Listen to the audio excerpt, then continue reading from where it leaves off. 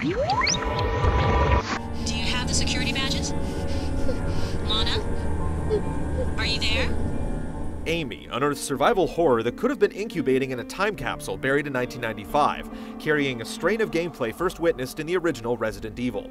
It's an eerily familiar mix of misshapen combat, cringeworthy dialogue, and aloof plot points that once defined a genre that's been refined over the past 15 years. It's the latest thing. It should be even better than the pencils and crayons you had at the Phoenix Center. Starting with little context in a big train crash, you're forced into the world of Amy, the mute, special child you must look after as generic zombies and Fangoria rejects try to dine on your flesh, and overzealous soldiers do their best to shoot you in the face.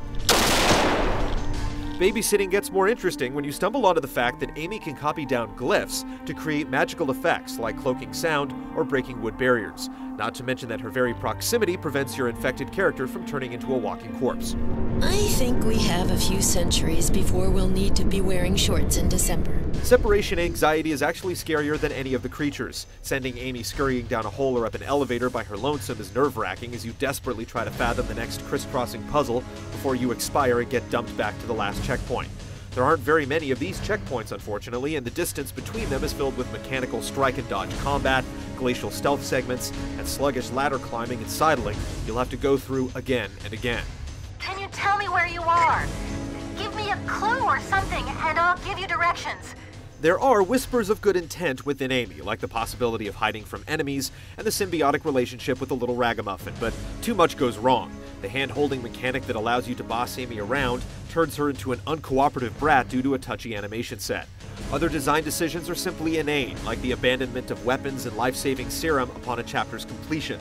Screen tearing and a variable frame rate mar the already modest aesthetics, and it's also buggy. The vital glowing indicator that's supposed to alert you to your zombification can malfunction, for example, giving you a green all clear as you putrefy with your every pace. You look like you hit your head there, miss. You sure you was traveling with a little girl? Amy is a throwback, and a runt with meager cult appeal. The low price point will bait dedicated horror enthusiasts tired of Resident Evil and Dead Space's recent action motifs, but the horror here comes from the code, not the context. You did it! Bravo, Amy!